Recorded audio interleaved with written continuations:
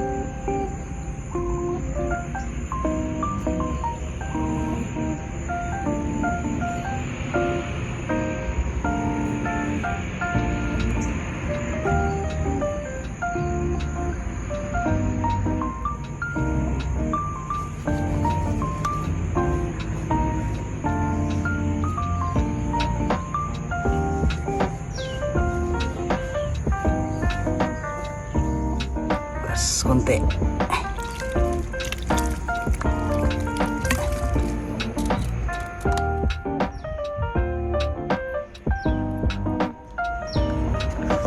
Third for this food.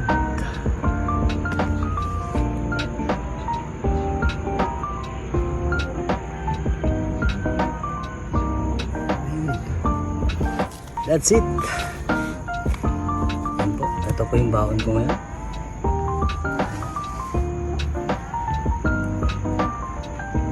Bagoong na may kalamansi, tapos pritong tilapia. Ayan. Tapos kanin, pwede na.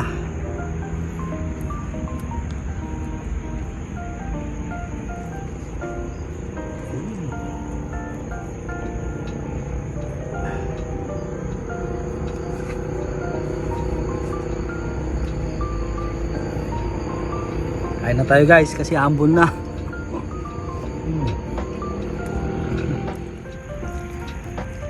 Shoutout po sa lahat ng mga follower natin sa YouTube at TikTok, Facebook. Salamat po sa pagsuporta sa mga kapwa natin na nagbablog din, sa mga kapwa natin na nagsisikap din na gumawa ng content, maging content creator. Tuloy-tuloy lang po. Ito nga po yung t-shirt natin. Wala pong masamang mangarap, especially kung maganda yung intention natin na magpaunlad sa buhay. Sabi nga, parable of the talents. Wag nating sayangin yung oras natin guys. Wag nating sayangin yung pagkakataon at oras na binigay ng may likas sa atin na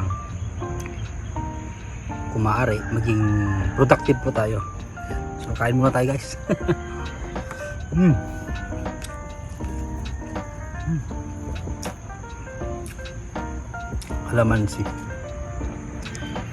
Kalamansi with bagoong. Ay, bagoong with kalamansi. Ano guys?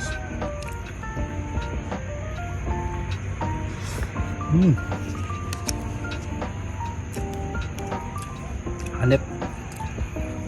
Okay pala. Sakto lang yung bagoong. Yung dami ng bagoong saka yung kalamansi na tatlo. Dalawa, may git. Tatlo.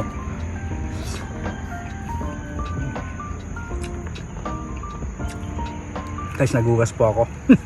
Nagugas ako tapos nag-alcohol. Pinatuyo yung alcohol. Pwede na.